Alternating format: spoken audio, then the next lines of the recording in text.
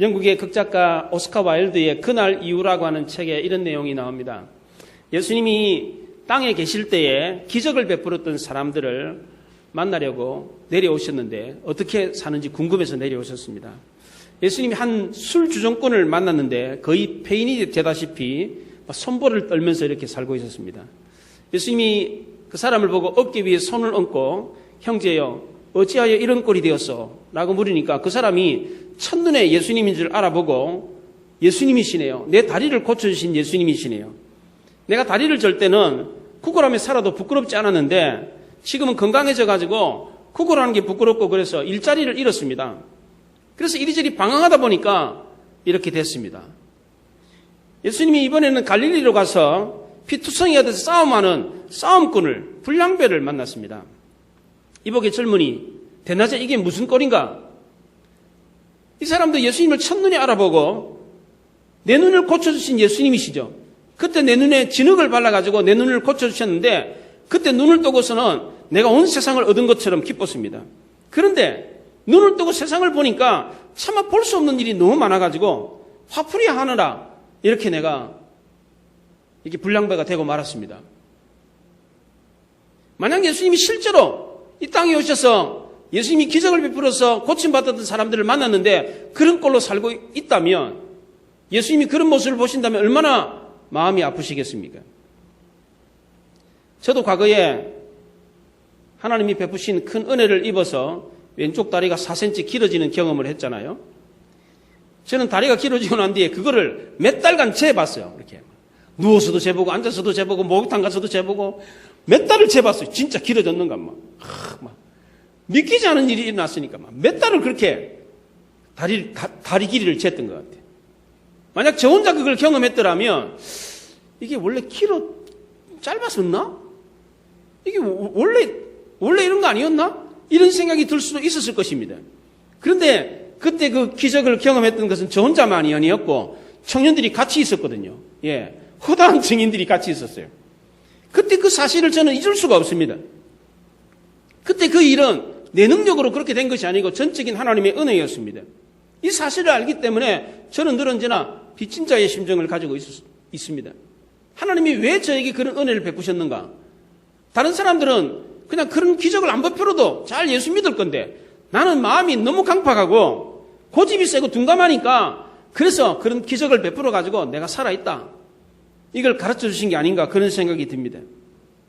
저만 이런 은혜를 입었습니까? 그렇지 않습니다. 우리 모두도 다 이런 하나님의 은혜를 입으며 살고 있습니다. 앞서 말한 두 사람이 하나님의 은혜를 입고 폐인처럼 산다. 저는 그렇게 생각하지 않습니다. 그런 큰 은혜를 입은 사람은 절대로 그렇게 살 수가 없습니다. 왜 그렇습니까? 하나님이 우리를 어떻게 부르셨는가를 아는 사람은 어떻게 해서 우리가 하나님의 자녀가 됐는지를 아는 사람은 차마 그렇게 살 수가 없습니다. 하나님이 우리를 어떻게 자녀로 부르셨습니까? 세상에 살고 있는 우리를 이름을 부르면서 야, 너 내 아들 해라, 내 딸 해라 이러면서 부르셨습니까? 그렇지 않습니다. 하나님이 우리를 부르기 전에 우리는 어디 있었습니까?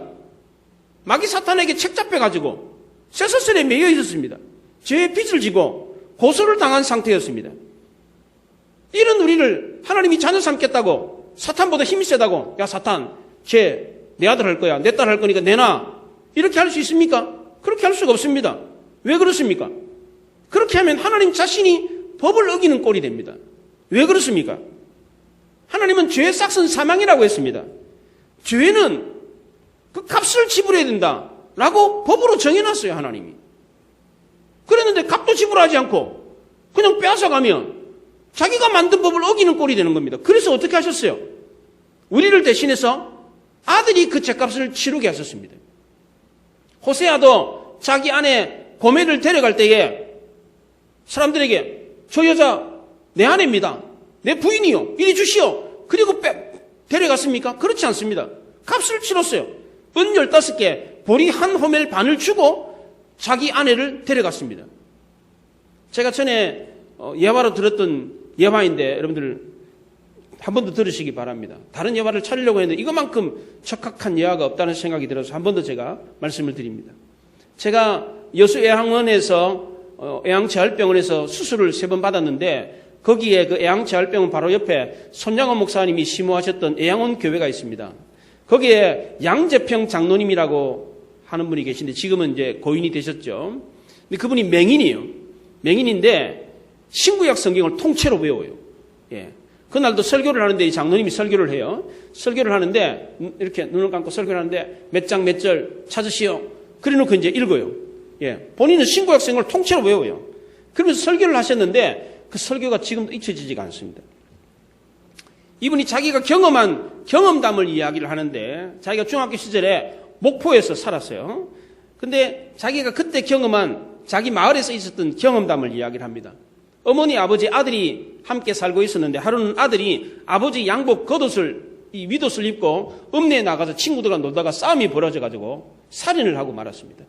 아버지 양복에 피가 묻었는데 그 양복을 집에 들어와가지고 그 옷장에다 숨겨놓고 가출을 해버렸어요. 며칠 이후에 경찰들이 수소문 해가지고 그 집에 수색영장을 가지고 들이닥쳤는데 아버지가 직감적으로 이게 무슨 큰일이 일어났구나 그런 생각이 들었습니다. 며칠 전에 뉴스에서 읍내에서 살인사건이 났다는 것을 보았기 때문입니다. 경찰들이 집안을 수색했는데 장롱 속에서 피 묻은 아버지 겉옷이 나온 겁니다. 그걸 보는 순간 아버지가 그 경찰들 앞에서 내가 그 청년을 죽였습니다. 그 옷은 내 옷입니다. 아버지가 자백을 하니까 곧바로 직결심판에 넘어가가지고 그 당시 법정 최고형을 받아서 감옥에 갇히게 되었습니다. 몇 년이 지난 뒤에 가출했던 아들이 집으로 돌아왔습니다. 어머니 혼자 쓸쓸히 집에 있는데 껄렁껄렁폐가 돼가지고 아버지 어디 갔어요? 이러고 들어온 겁니다. 어머니가 기가 막혀가지고 야 이놈아 내 아버지는 지금 네가 그 몇 년 전에 저질렀던 그 범죄 때문에 지금 감옥에 가 있다. 아들이 그 얘기를 듣고 깜짝 놀랐습니다. 경찰서로 달려가서 그때 그 사건은 아버지가 저지른 게 아니고 내가 저지른 겁니다. 내가 살인한 겁니다. 재판을 다시 열어주십시오. 그런데 재판이 열리질 않았습니다. 우리나라 법에는 일사부재리의 원칙이라고 하는 것이 있습니다. 한 번 판결한 것은 재차 판결하지 않는다라고 하는 법이 있습니다. 그래서 제가 신학교 동기들한테 그 법학 전공한 동기들한테 물었어요. 일사부재리의 원칙이 깨지는 경우가 있느냐? 그러니까 있대요. 재판이 다시 열릴 수 있는 경우가 있대요. 어떤 경우냐 그랬더니 지금 감옥에 있는 아버지가 재심을 신청하면 재판이 다시 열릴 수 있다는 거예요. 그때 그거 내가 그렇게 자백했는데 그거 내가 아니다. 라고 하면 다시 재판이 열릴 수 있다는 거예요. 이번에 그 화성 사건 재판이 다시 열렸잖아요. 그 한 사람 무죄 선고를 받았잖아요. 그런 경우가 그래요. 예. 지금 감옥에 있는 아버지가 그때 그 사건은 내가 저지른 사건이 아닙니다.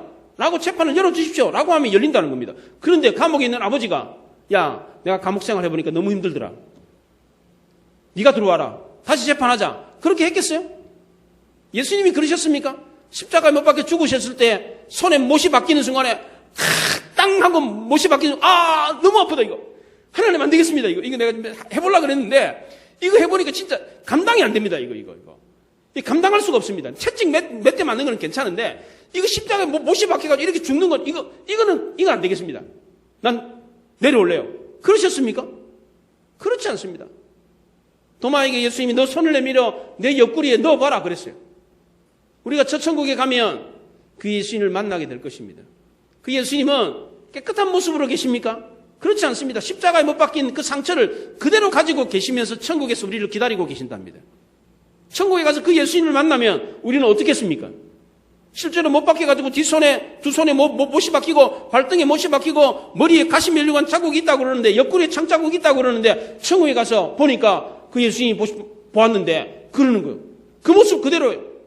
그 예수님을 보았을 때 우리는 어떻게 했습니까? 그 예수님 앞에 무릎을 꿇고 엉엉 울면서 내가 죄인인데 나 때문에 우리 예수님께서 이렇게 되셨네요.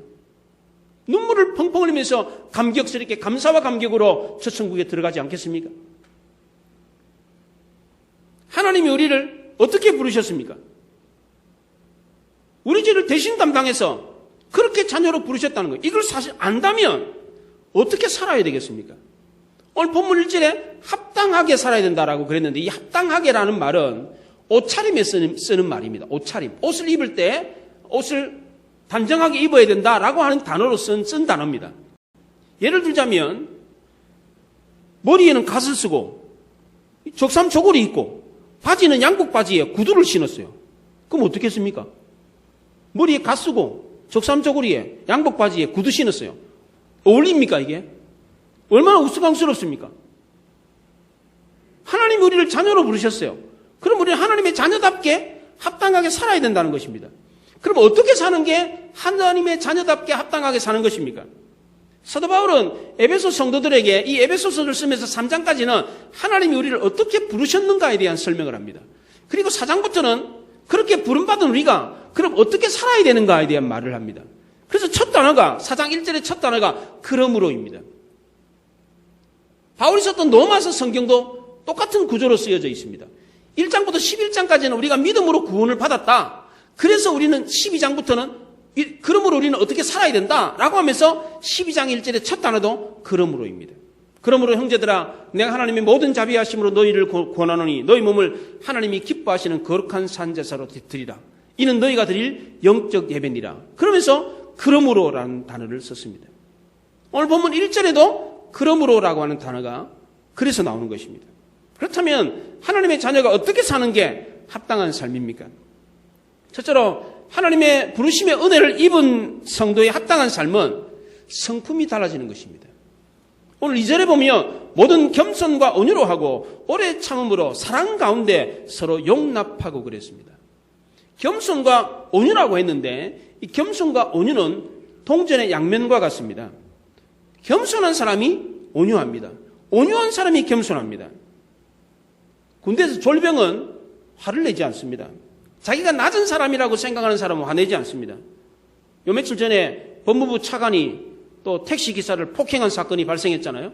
왜 그럽니까? 2014년에 땅콩 회항 사건 벌어졌잖아요. 대한항공 부사장이 땅콩 문제로 실경이 벌려가지고 비행기를 돌렸어요. 그래서 온 국민의 공분을 샀던 일이 지금도 생생하게 기억납니다.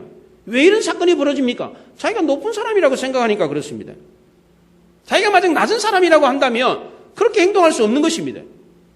그래서 겸손한 사람이 온유한 것입니다. 또 온유한 사람이 겸손합니다. 모세는 그 온유함이 모든 사람보다 더했다 그렇게 말을 합니다. 모세는 애굽의 왕자 출신입니다. 최고의 학문을 공부했습니다. 그런데 배운 자랑, 지식 자랑, 권세 자랑 하지 않았습니다. 요즘 우리 사회에 몸짱이다, 얼짱이다라고 하는 말이 생겼습니다. 옛날에는 그런 단어 자체가 없었습니다. 몸짱이니 얼짱이니 그게 그런 말이 없었습니다. 근데 요즘 그런 말이 생겼잖아요. 신종어가 생겼어요. 요즘은 백화점에도 물건을 팔 때 한정판을 팔아요. 신발을 팔아도 한정판 신발. 핸드백, 가방을 팔아도 한정판 핸드백을 팔아요. 그래가지고 이걸 살라고 사람들이 날밤을 새요. 긴 줄을 서면서 그걸 삽니다. 그것도 싼 가격이 아니에요.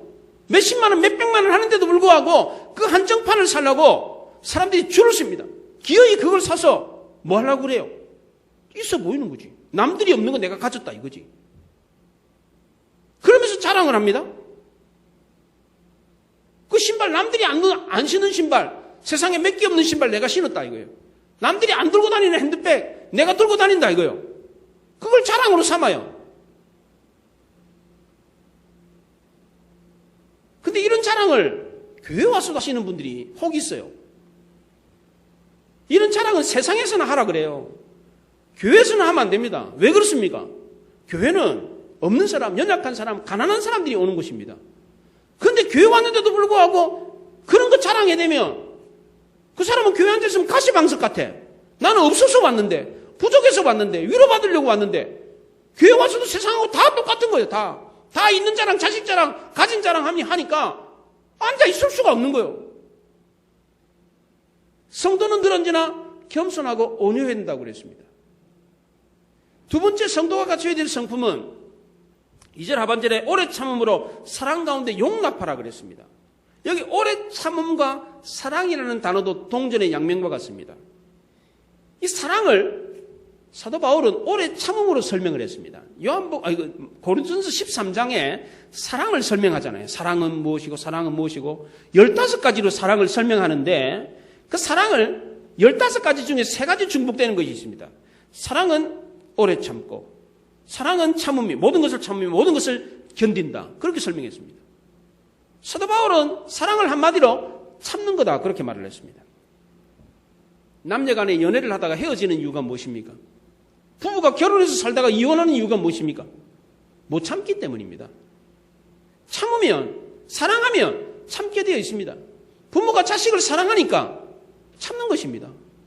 하나님 우리를 사랑하시기 때문에 참아주시는 것입니다. 우리도 주님처럼 참아야 됩니다. 참으면 용납할 수 없는 게 없습니다. 하나님의 자녀라면 우리도 하나님처럼 겸손하고 온유해야 됩니다. 그리고 하나님처럼 우리도 오래 참음으로 사랑 가운데 서로를 용납할 수 있어야 됩니다. 두 번째로 은혜를 입은 성도의 합당한 삶은 하나 되는 것입니다. 오늘 3절부터 6절에 보면 하나라는 말이 8번 나옵니다. 주보에 제가 자세히 기록해 뒀습니다. 집에 가서 한번 세어보십시오. 3절부터 6절까지 하나라는 말을 8번이나 합니다. 왜 이렇게 강조를 합니까? 예수님이 십자가에 못 박히시기 전에 겟세마네 동산에서 제자들을 위해서 기도를 했는데 그 기도의 제목이 뭡니까? 뭘 위해서 기도했습니까? 이제 해가 뜨면 예수님은 군병들에게 붙잡혀가지고 십자가에 못 박혀 죽습니다. 본인이 그걸 알아요. 이제 마지막이다. 제자들을 위해서 기도해 주는 것은 마지막이다. 라는 사실을 알고 계셨어요. 제자들을 위해서 기도해 주면서 제자들에게 복을 주기를 위한 기도, 가장 좋은 거 주기를 위한 기도를 하잖아요. 하나님 이거 주십시오. 내가 지금 이제 갑니다. 나는 이제 제자들을 떠나가야 되는데 이 제자들에게 이거는 꼭 주셔야 됩니다. 라고 하면서 마지막 가장 중요한 것을 위해서 기도했는데 그것이 무엇입니까?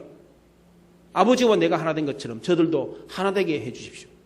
이 기도를 했다는 것입니다. 왜 그렇습니까? 왜 하나됨이 그토록 중요했습니까? 지금 떠나가는 마당에 가장 중요한 것, 가장 값진 것을 주고 가야 되잖아요. 그걸 축복해 주고 가야 되잖아요. 그런데 예수님은 하나 되게 해달라고 기도하고 가셨어요. 왜 그렇습니까? 그 하나됨이 하나님의 영광을 받을 수 있는 통로가 되기 때문에 그렇습니다. 아버지와 내가 하나 된 것처럼 저들도 하나 되게 해 주십시오. 아버지의 영광이 내게 온 것처럼 이 하나됨을 통해서 내 영광이 저들에게 가게 하옵소서. 그렇게 기도를 하셨어요. 성령은 이 하나됨의 통로를 통해서 하나님의 영광을 전달해 줬습니다.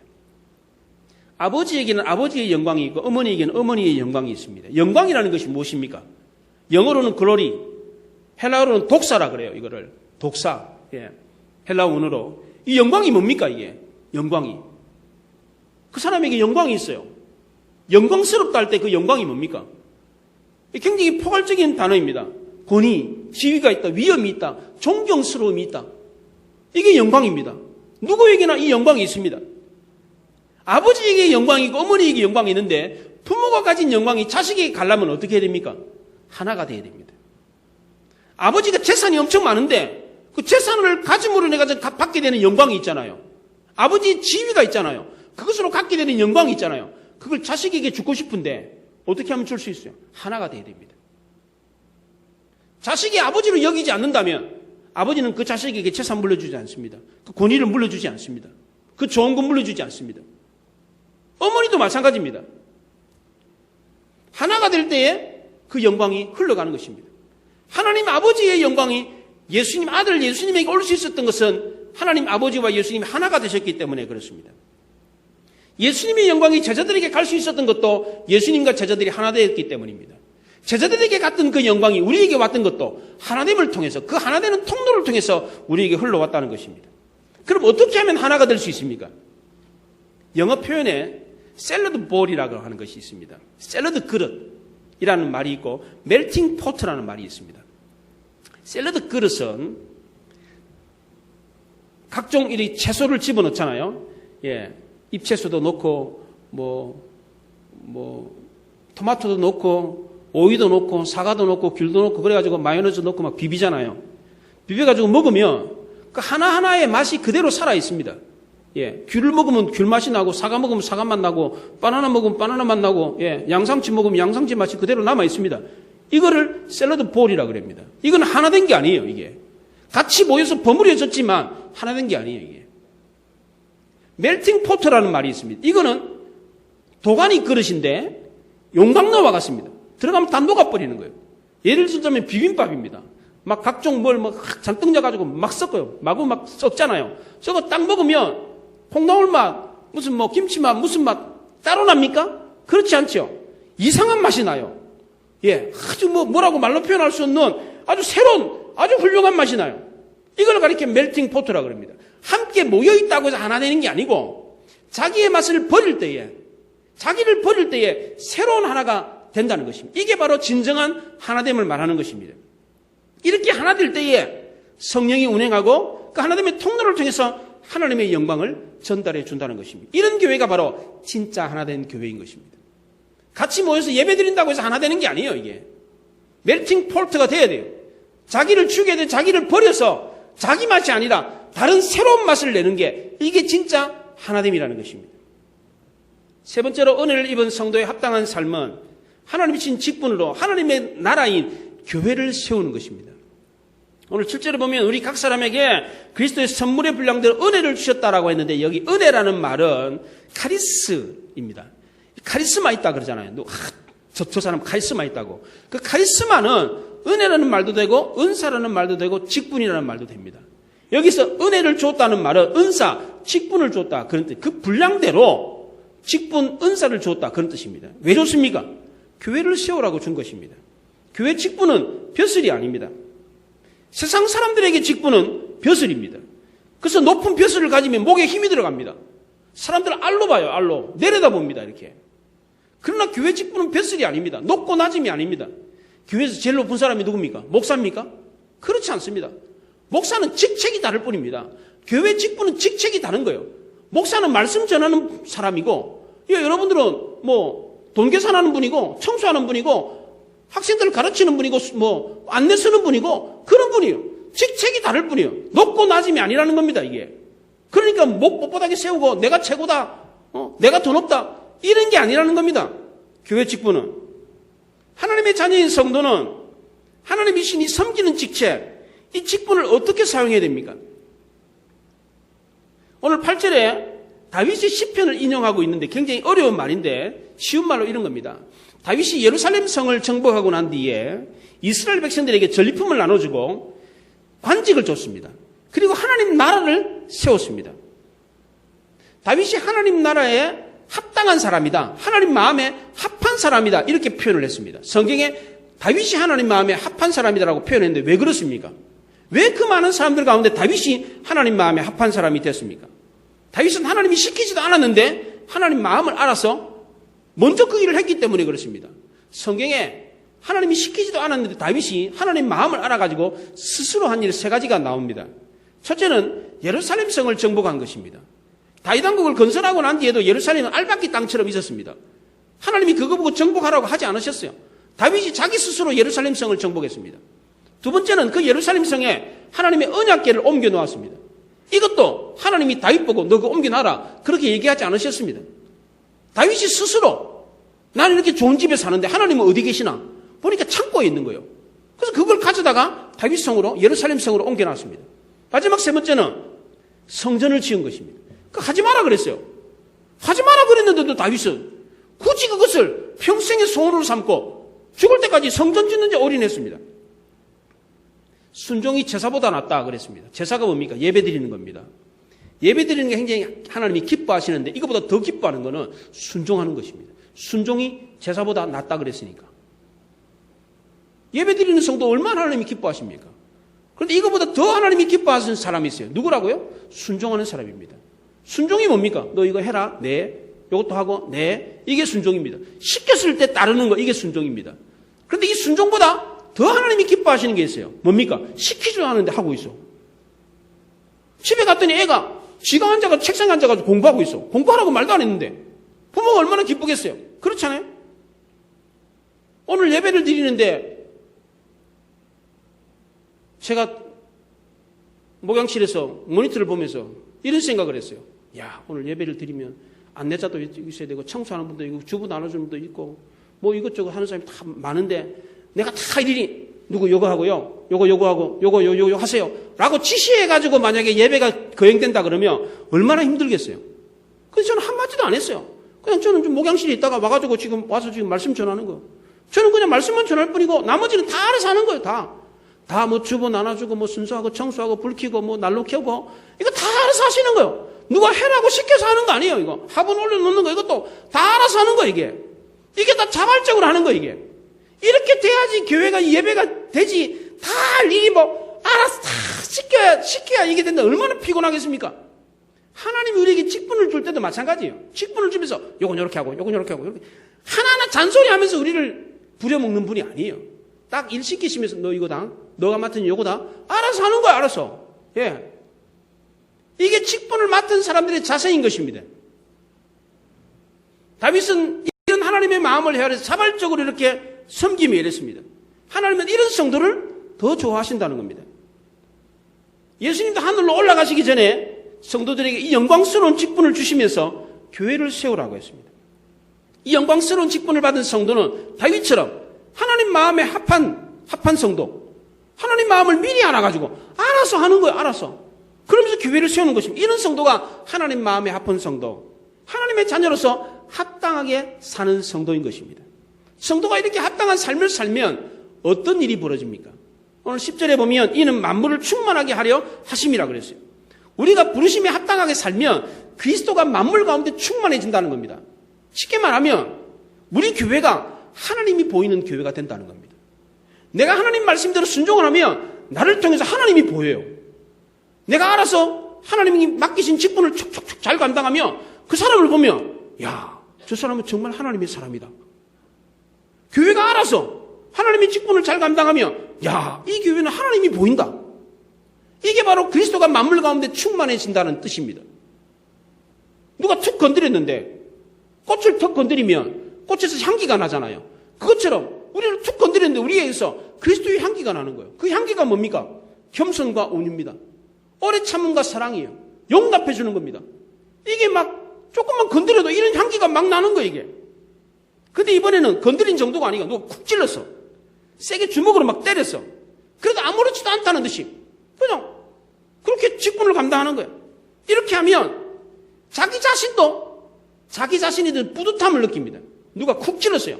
누가 나한테 자극을 줬어. 나를 갖다가 막 이렇게 충격을 줬다고. 나를 이렇게 시험에 들게 하는 말을 하고 행동을 했어요. 그러면 예전 같았으면 내가 버럭 화를 냈을 거라고. 왜 그러냐고 막 그러면서 막 그랬을 건데 참았어. 그걸 참고 내가 꼭 참고 그냥 그 일을 했어. 나중에 돌아보고 난 뒤에 자기 자신을 살펴보면 야, 내가 그때 참 잘했다. 그때 내가 참기를 잘했다. 야, 너 참 훌륭하다. 자기 스스로를 보면서도 뿌듯해요. 그렇잖아요. 이게 바로 합당한 삶이라는 겁니다. 이게 성도의 합당한 삶. 누가 우리 교회 주차장에 전화번호도 안 남기고 차를 이상하게 됐어요. 와서 보니까 아무리 뭐 연락할 방법이 없는 거예요. 남도 차를 못 되게 해놨어. 화가 나잖아요.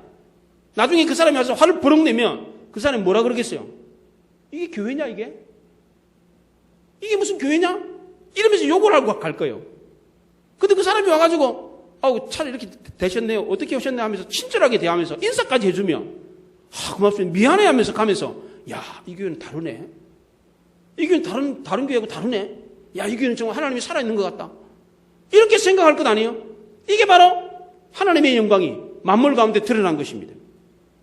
이번에는 마귀가 이간질을 해요. 성도들 가운데 이간질해요. 저 사람이 당신 욕하던데. 그럼 그 얘기가 자기한테 들리잖아요.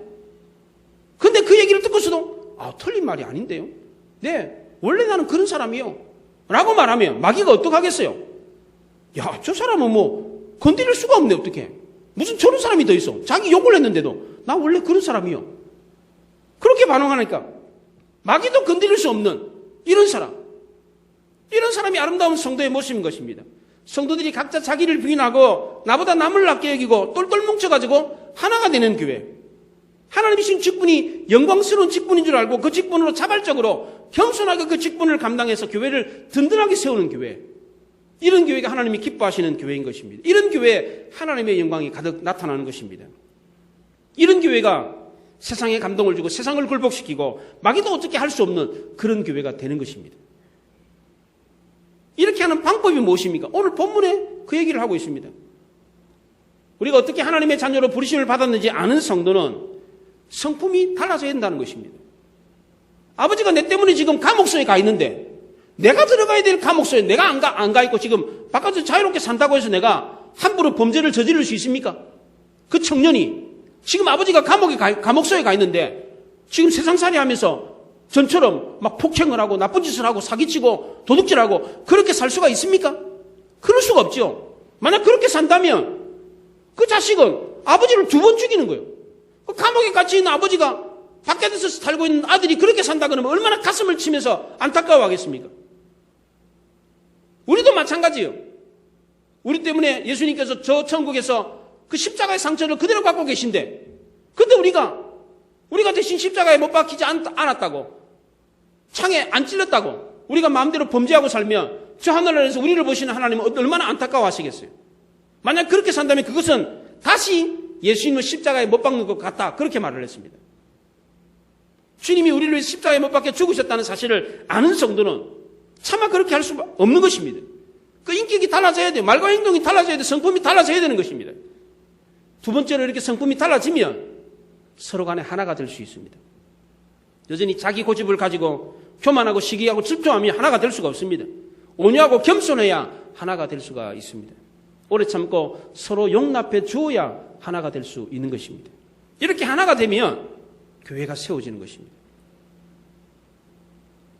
우리 교회는 성도들이 하나가 되는 것을 보고 있습니다. 요즘 우리 교회 얼마나 조용합니까? 코로나 때문에 교회 오시는 분들이 없어서 그렇기도 하지만, 아무 소리도 없이 조용합니다. 그렇지만 주중에 교회 못 오시는데도 불구하고 주중에 교회 와서 청소하고 교회에 필요한 순서들을 갖다 놓으시고 하시는 분들 보면 참 제가 이제 스크린으로 앉아가지고 보거든요, 저는. 아무 말도 안 하죠, 저는. 늘 보면서 굉장히 마음이 기뻐요. 저런 분들이 있기 때문에 이렇게 교회가 운영이 되는구나. 하나님은 다 알고 계시잖아요. 그걸 다 보고 계시잖아요. 하나님이 어떻게 했어요? 그 모습을 보면서. 이렇게 어려운 가운데서 자기 책임을 다하고 저렇게 열심히 교회를 섬기는 분들 보면 하나님이 고개를 끄덕끄덕 하시면서, 정말 훌륭하다. 이렇게 어려운데도 저렇게 교회 어려운 걸 알고 스스로 저렇게 섬기려고 하는 저런 성도가 있구나. 그 추운 날씨에 그 더운 물도 안 나오는데 그 찬물에 청소하고 하시는 분들 보면서 하나님이 얼마나 기뻐하시겠습니까? 이런 교회가 든든하게 서는 교회가 되는 것입니다. 성도들의 인격이 달라지고 하나로 똘똘 뭉친 교회, 마귀도 어떻게 할 수 없는 교회에 하나님의 영광이 가득해지는 것입니다.